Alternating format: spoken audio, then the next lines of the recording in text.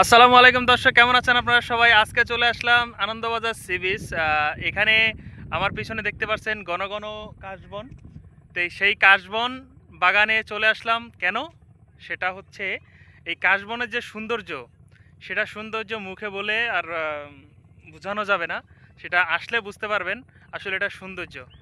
এখানে তার জন্য প্রতি হলিডে বন্ধের সময় ভালো লাগলে চলে আসি এখানে একটু মনকে ফ্রেশ করার জন্য এবং প্রাকৃতিক যে সৌন্দর্য সেটা উপভোগ করার জন্য।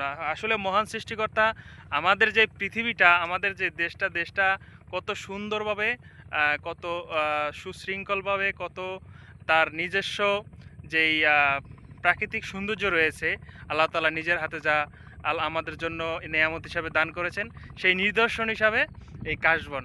আসলে এই জায়গাটি এক সময় ছিল ঠিক এই রকম, ছিল। সামনে ছিল বঙ্গোপসাগর, সাগরের পাশ ঘেরা হাজার হাজার কিলোমিটার জমি দেখা যায় খালি পড়ে থাকতো। এখন এই জায়গাটা এখন সম্পূর্ণ জায়গা থেকে প্রায় 20 ফুট উপরে অনেক বড় এরিয়া জুড়ে আমাদের যেই এটা কি ডিপু কোম্পানি এবং বন্দর কর্তৃপক্ষ এটা রিস্ক নিয়েছে এবং পিছনে যে দেখতে পাচ্ছেন বেড়িবাঁধ হয়েছে। বেড়িবাঁধ হওয়ার পরে এই জায়গাটা উঁচু করেছে, উঁচু করার পরে এই জায়গাটার পরিবেশ এখন এরকম হয়েছে দেখবার মতো।